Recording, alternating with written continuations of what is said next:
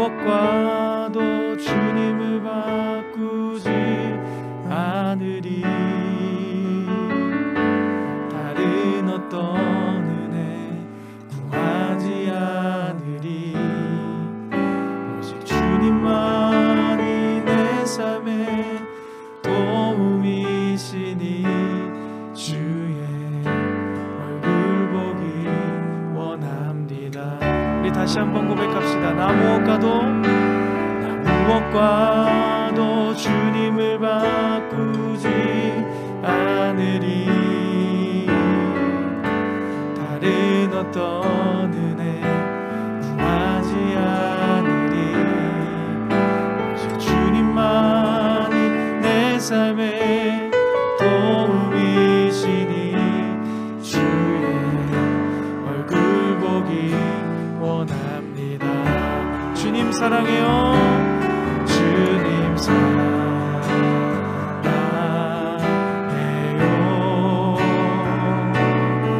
온 마음과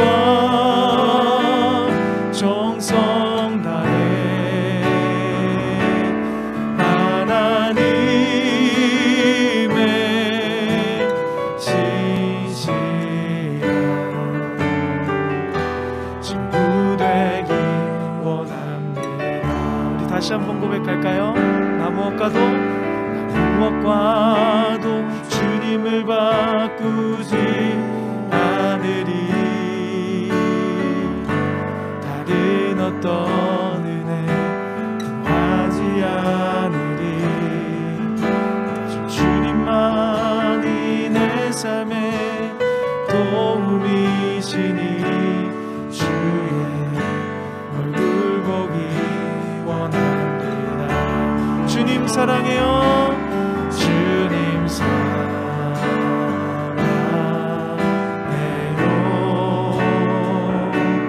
온 마음과 정성 다해 하나님의 신실한 친구 되기 원합니다. 주님 사랑해요. 주님 사랑해요. 오늘 위드갓을 통해서 우리에게 주시는 하나님의 말씀은 로마서 3장 1절에서 8절까지의 말씀입니다. 우리 함께 하나님의 말씀을 읽으면서 묵상하겠습니다. 그러면 유대 사람의 특권은 무엇이며 할례의 이로움은 무엇입니까? 모든 면에서 많이 있습니다. 첫째는 그들이 하나님의 말씀을 맡았다는 것입니다. 그런데 그들 가운데서 얼마가 신실하지 못했다고 해서 무슨 일이라도 일어납니까? 그들이 신실하지 못했다고 해서 하나님의 신실하심이 없어지겠습니까? 그럴 수 없습니다. 사람은 다 거짓말쟁이지만 하나님은 참되십니다. 성경에 기록된 바 주님께서는 말씀하실 때에 의로우시다 인정을 받으시고 재판을 받으실 때에 주님께서 이기시려는 것입니다 한 것과 같습니다. 그런데 우리의 불의가 하나님의 의를 드러나게 한다면 무엇이라고 말하겠습니까? 우리에게 진노를 내리시는 하나님이 불의하시다는 말입니까? 이것은 사람들이 말하는 방식으로 내가 말해본 것입니다. 절대로 그럴 수 없습니다. 만일 그렇다면 하나님께서 어떻게 세상을 심판하실 수 있겠습니까? 다음과 같이 반박하는 사람도 있을 것입니다.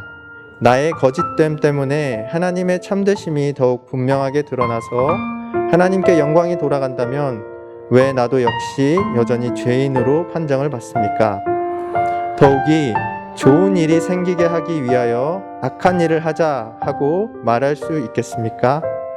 사실 어떤 사람들은 우리가 그런 말을 한다고 비방합니다. 그런 사람들은 심판을 받아야 마땅합니다. 아멘. 유대인은 하나님께 선택받은, 그래서 2절 말씀에 보니까요, 하나님의 말씀을 맡은 특별한 은혜를 받은 사람들이었습니다.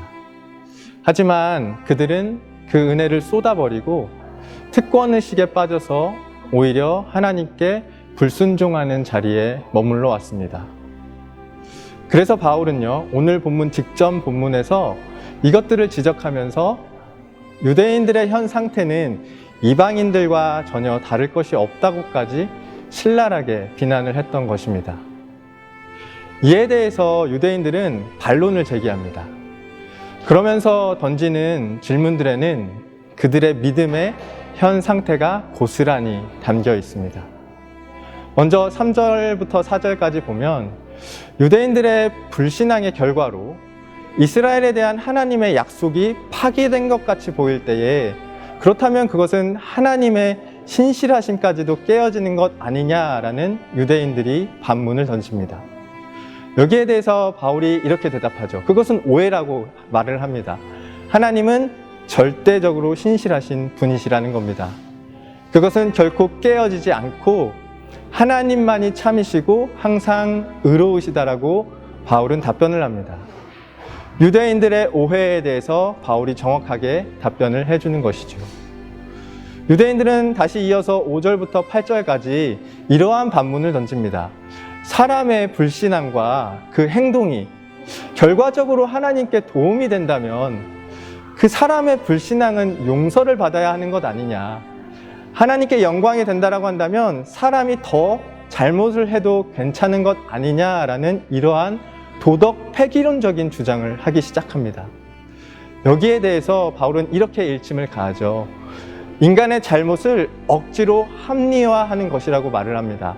말도 안 되는 것이고 하나님은 분명히 공의롭고 정의롭게 심판하실 것이다 라고 바울은 이야기합니다. 이번에는 유대인들의 자기 합리화에 바울이 또다시 정확하게 이야기를 해주는 것입니다. 오늘 본문에서 들여다보이는 이 유대인들의 오해와 합리화, 그리고 말도 안 되는 이런 이야기들까지 도대체 유대인들은 무엇이 문제였을까요? 그들의 신앙의 현 상태, 현 주소는 도대체 어디였을까요? 저는 이렇게 한번 정의를 해봤습니다. 사람을 중심에 두고 유대인들은요, 하나님이 아닌 사람을 중심에 두고 하나님을 이해하려고 하니 오해가 되고요, 상황을 마주하려고 하니까 자신들을 합리화하게 된 겁니다. 오히려 우리는 반대가 되어야 합니다. 하나님을 중심에 두고요, 사람을 이해하기 시작하면 우리는 겸손하게 됩니다. 그리고 하나님을 중심에 두고 상황을 마주하면 우리는 순종하게 되는 것이죠. 코로나 속에서 우리의 모습을 돌아보게 됩니다. 우리도 하나님께 택함을 받은 백성이잖아요. 그리고 하나님께 큰 은혜를 이미 받았습니다. 그런데요, 기독교가 그리고 많은 성도들이 어려움을 겪고 비판의 대상이 되어버렸습니다. 혹 우리가 올바른 믿음으로 반응하지 못하고 불순종과 불신앙의 자리에 유대인들과 같이 그러한 자리에 머무르고 있었던 것은 아닐까 돌아보게 됩니다. 혹 우리가 유대인들처럼 우리의 중심 때문에, 우리를 중심에 뒀기 때문에 하나님을 오해했던 것은 아닐까요? 그리고 우리의 잘못을 합리화해 왔던 것은 아닐까요? 다시 한번 아까 정리드렸던 말씀을 드리면서 오늘 묵상을 마치려고 합니다. 사람을 중심에 두고 하나님을 이해하려 하면 오해가 생기고 상황을 마주하면 합리화할 수밖에 없습니다. 우리는 그 반대로 하나님을 중심에 두고 우리를 이해할 때 하나님 앞에서 우리가 겸손하게 되고 또 그 상황 속에서 우리에게 주시는 말씀에 순종하게 되지 않을까 생각해 봅니다. 오늘 하루 우리의 오해와 우리의 합리화를 거두고 하나님을 중심에 두고 살아가는 하루가 되기를 주님의 이름으로 축복합니다.